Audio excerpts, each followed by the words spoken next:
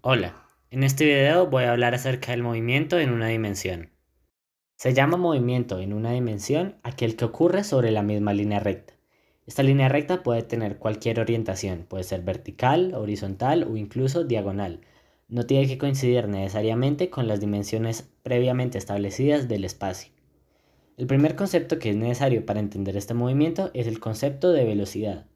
La velocidad es una medida de la distancia que recorre un cuerpo por unidad de tiempo, simbolizado de esta forma, delta de x sobre delta de t. Este triángulo es el símbolo delta y se utiliza para simbolizar un cambio. De este modo, la velocidad es igual al cambio de posición sobre el cambio en el tiempo. Usando cálculo, la velocidad instantánea sería la derivada de la posición respecto al tiempo. Sin embargo, si no sabe cálculo, no se debe preocupar por esto, ya que la mayoría de los ejercicios no lo involucran. Ahora, modificando esta expresión, vamos a obtener que la velocidad por la diferencia de tiempo es igual a la diferencia de posición. Esta ecuación es muy importante y la vamos a usar a continuación. Este problema dice, dos trenes separados 300 kilómetros parten en direcciones opuestas con velocidades 70 kilómetros por hora y 80 kilómetros por hora. ¿En cuánto tiempo y en qué punto se encontrarán? Para resolver esto, debemos decir que la posición de un tren es igual a su posición inicial más el cambio de su posición. De este modo, tenemos acá nuestro diagrama en el cual aparece el primer tren moviéndose con velocidad 70 kilómetros por hora y al otro lado el segundo tren, separado 300 kilómetros de distancia, con velocidad 80 kilómetros por hora y en dirección opuesta. Podemos ver que aquí dice menos 80 kilómetros por hora. Esto es porque estamos tomando la velocidad como un vector. Y como la tomamos vectorialmente, entonces debemos añadir este símbolo. El símbolo está ahí porque como tiene una dirección opuesta, entonces no sería posible que tuviese el mismo signo. Ahora vamos a plantear las ecuaciones de movimiento para ambos cuerpos.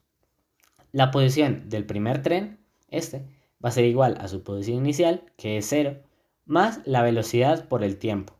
Aún no sabemos cuánto equivale el tiempo en el punto en el que se encuentra. Ahora vamos a plantear la ecuación de la posición del tren 2, que va a ser su posición inicial más la velocidad por el tiempo. Sin embargo, como la velocidad la tomamos como negativa, entonces se resta la velocidad por el tiempo. Para ver cuándo sus posiciones son iguales, simplemente se igualan algebraicamente ambas posiciones. De este modo, 70 por el tiempo debe ser igual a 300 menos 80 por el tiempo. Acá podemos ver que pasamos las unidades y entonces en lugar de escribir 70 km por hora por el tiempo es igual a 300 km menos 80 por el tiempo, tomamos simplemente que las unidades están dadas en kilómetros para la longitud y en horas para el tiempo. Como estamos siendo consistentes, entonces no importa si escribimos las unidades o no, pero cuando demos la respuesta sí deben estar las unidades. Ahora, resolviendo esto, podemos pasar el 80 a sumar y obtenemos 150t es igual a 300. De este modo obtendríamos que t es igual a 2. Y recordando que nuestras unidades para el tiempo son horas, entonces el tiempo en el que se encuentran debe estar en horas. Ahora vamos a comprobar nuestro resultado, a ver si en el tiempo 2 horas efectivamente están en la misma posición. Para el tren número 1, la posición sería 0, entonces no se escribe, más 70 km por hora por 2 horas. Al hacer esta multiplicación se obtiene 140 km. Y ahora en el tren 2 serían 300 km menos 80 km por hora por 2 horas. Acá se obtiene 160 y al restar 160 de 300 se obtiene 140 kilómetros, que es el mismo resultado. Sabemos que nuestro origen está acá, de este modo deben ser 140 kilómetros por acá, más cerca del punto del primer tren que del segundo. También se pueden invertir las ecuaciones, decir que el tren que está acá tiene velocidad menos 70 km por hora y el de acá 80 km por hora, y se debería llegar al mismo resultado. A continuación, vamos a ver un problema en el cual la velocidad no se mantiene constante a lo largo del tiempo. El problema en cuestión consiste en calcular cuál es la distancia recorrida por un cuerpo cuya gráfica de velocidad contra tiempo se muestra en pantalla. Lo que debemos hacer es recordar que la velocidad por el tiempo es igual a la posición. De este modo, el área que está debajo de esta figura debe ser igual a la distancia recorrida. Para esto entonces vamos a separar entre partes más calculables esta área. Y si calculamos el área de cada una de estas figuras y la sumamos nos debería dar el resultado. Por ejemplo, este triángulo vamos a ver que su base es 2 y su altura es 3. Entonces su área debe ser igual a base por altura sobre 2, es decir, 3. Ahora este rectángulo no hay que caer en el error de decir que su base es 6, porque no llega desde 0 sino desde 2.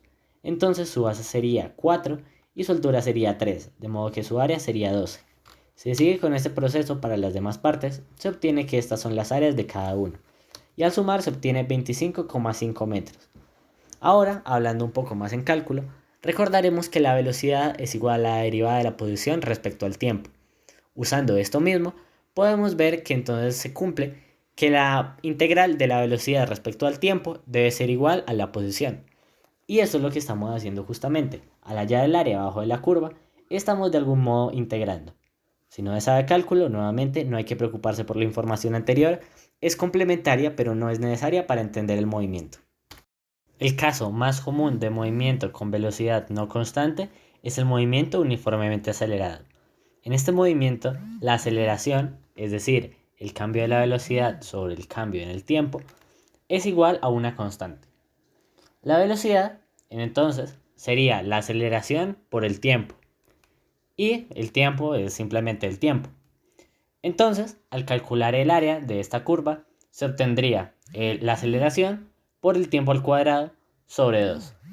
Es decir, acá teniendo nuestra ecuación de posición, sería un medio de la aceleración por el tiempo al cuadrado. Esta es el cambio de posición debido a la aceleración, más la velocidad por el tiempo. Es el cambio debido a la velocidad inicial. Ahora vamos a hacer un problema basado en esto. Dice, una piedra se libera de una altura de 20 metros y simultáneamente se lanza desde el piso hacia arriba otra piedra con una velocidad de 20 metros por segundo. Calcular en qué momento y a qué altura chocan las piedras. Este problema es muy similar al que habíamos visto anteriormente. Sin embargo, en este problema ahora entra el efecto de la gravedad. La gravedad no es una velocidad constante, sino una aceleración, y su valor es de aproximadamente 9,8 metros sobre segundo al cuadrado. Sin embargo, muchas veces para facilitar cálculos se toma el valor de la gravedad como 10 metros sobre segundo al cuadrado. En este problema en realidad no importa lo que vamos a hacer para hallar el tiempo, como veremos a continuación, pero vamos a usar gravedad igual a 10, como dije, para calcular la posición en la cual se encuentra. Lo primero que debemos hacer entonces es plantear las ecuaciones de posición para cada una de las piedras. Para la piedra que sale de arriba, se tiene y, que es el nombre que le he decidido dar a la posición en el eje Y, es igual a la altura inicial de 20 metros, más 0 por la velocidad, menos, y pongo menos porque en este caso la aceleración de la gravedad es hacia abajo, la gravedad sobre 2 por el tiempo al cuadrado. Y para la piedra 2, su posición inicial es 0, su velocidad inicial es de 20 metros por segundo hacia arriba, y la aceleración que la afecta es también la aceleración de la gravedad, entonces se pone menos g sobre 2 por el tiempo al cuadrado. Ahora lo que debemos hacer es igualar ambas expresiones y obtenemos 0 más 20t menos g sobre 2 por t al cuadrado es igual a 20 más 0t menos g sobre 2 por tiempo al cuadrado. Lo que podemos hacer a continuación es sumar a ambos lados g sobre 2 por tiempo al cuadrado para así cancelarlo. Y como los ceros que están acá y al otro lado son irrelevantes, entonces también los podemos quitar. De este modo vamos a tener que 20t es igual a 20 y entonces t es igual a 1. Como la unidad que hemos estado usando para el tiempo en estos casos ha sido segundos, entonces el tiempo es 1 segundo. A continuación, lo que debemos hacer es hallar la posición. La piedra 1, su posición en el tiempo 1 segundo, será igual a 20 más 0t menos la gravedad, que como dijimos antes la vamos a tomar como 10, sobre 2, entonces sería igual a 5, por 1 al cuadrado, es decir, 15 metros. Y hacemos lo mismo para la posición de la piedra 2, vamos a obtener el mismo resultado, es decir, la posición inicial, 0, más 20 por el tiempo 1, menos la gravedad sobre 2, que como dije anteriormente la vamos a tomar como 10, entonces 10 sobre 2, 5 otra vez, por 1 al cuadrado, y se obtiene el mismo resultado, que son 15 metros. A continuación vamos a hacer un problema en el cual se conoce la distancia máxima alcanzada, pero no la velocidad.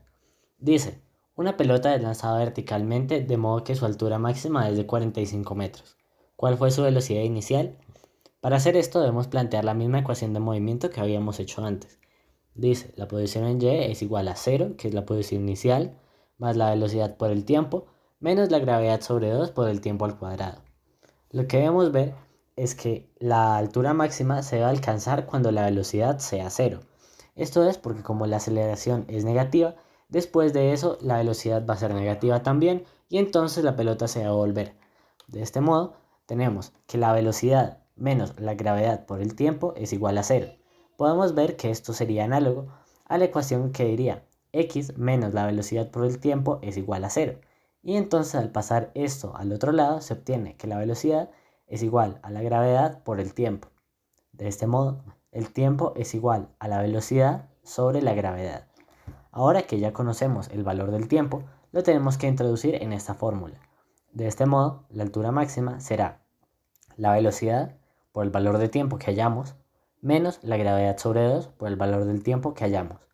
Al hacer la operación obtendremos acá velocidad al cuadrado sobre gravedad menos velocidad al cuadrado nuevamente, y acá es gravedad sobre gravedad al cuadrado, es decir, 1 sobre gravedad, y entonces se obtiene finalmente velocidad sobre gravedad menos velocidad al cuadrado sobre 2 gravedad. De este modo, al hacer la operación, obtenemos que la altura máxima es igual a la velocidad al cuadrado sobre 2 veces la gravedad. Este es un resultado importante, sin embargo tampoco es necesario aprendérselo de memoria, ya que hay una forma más fácil que veremos más adelante de deducirlo. Ahora lo que tenemos que hacer es simplemente poner los valores conocidos en esta fórmula.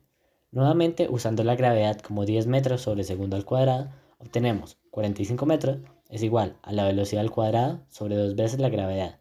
Al multiplicar por 2 veces la gravedad a este lado, obtenemos velocidad al cuadrado es igual a 900.